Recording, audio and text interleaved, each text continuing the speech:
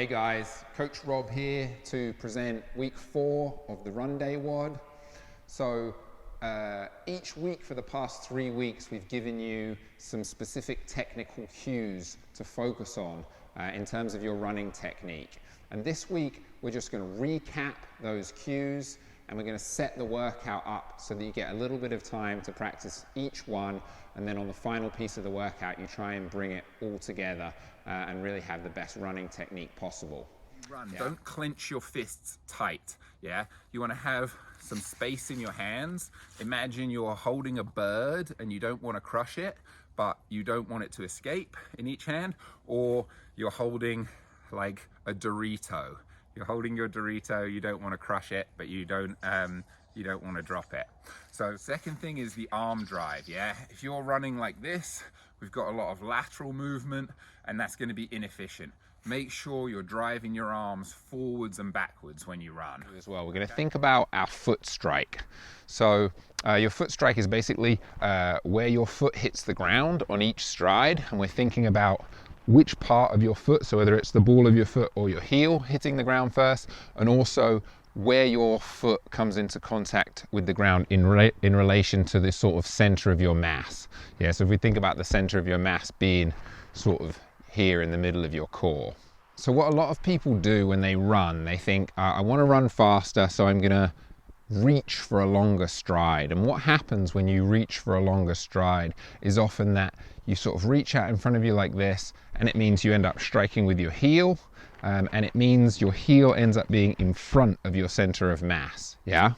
And this is bad for two reasons. It probably happens because we have these big sort of cushioned heels on our trainers and it doesn't cause us that much grief.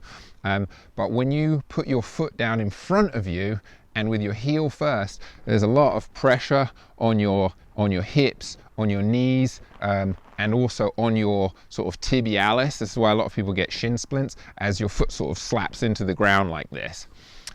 It's also, because it's in front of your center of mass, it's also sort of like putting the brakes on. If you want to slow down, you sort of put your foot out in front of you. So what I want you to think about today is, as your foot comes down each time, I want it to be under the center of mass. Yeah, so if my center of mass is right here, I'm obviously going to be moving along, but my foot's going to try and come down directly underneath me. So for some of you guys that might mean shortening your stride a little bit, but that can actually be a good thing.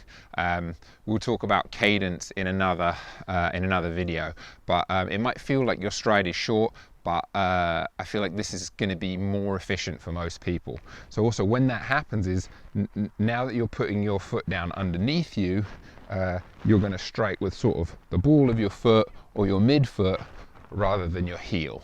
Okay, so those are the things I want you to think about today: where your foot's coming down and what part is contacting the ground first. The technical sort of focus for today, we've got two pieces. So the first thing, I've just drawn this line on the floor to help me illustrate. And what we're going to talk about is crossover angle. So if when you're running, your foot is crossing over to the center of your body, so if I'm sort of running on the line like this,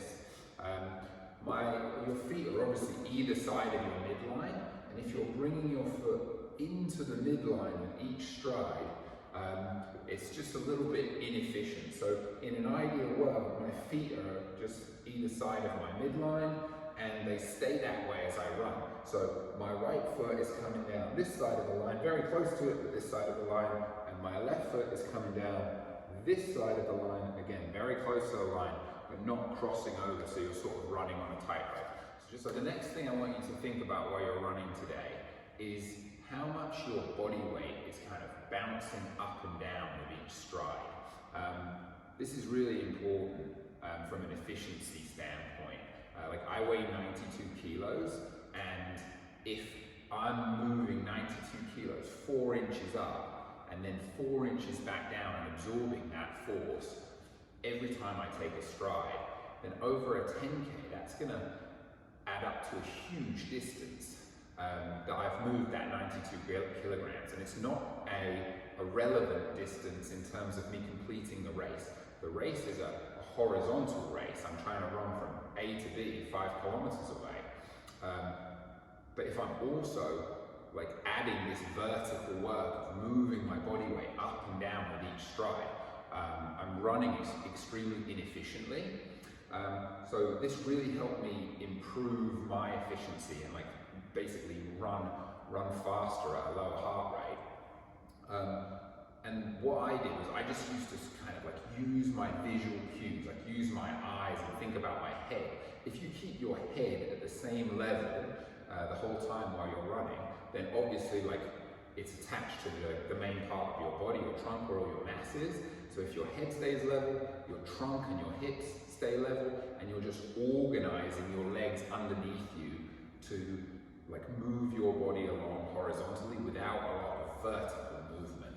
So I'm going to play you a clip now of me running, and I've sort of superimposed a line onto the video so that you can sort of appreciate what I'm talking about. I'm not saying I do this perfectly. You can see in the clip I've slowed it down, my head's still bobbing up and down a little bit. But if you can minimize that, you're going to be a more efficient runner.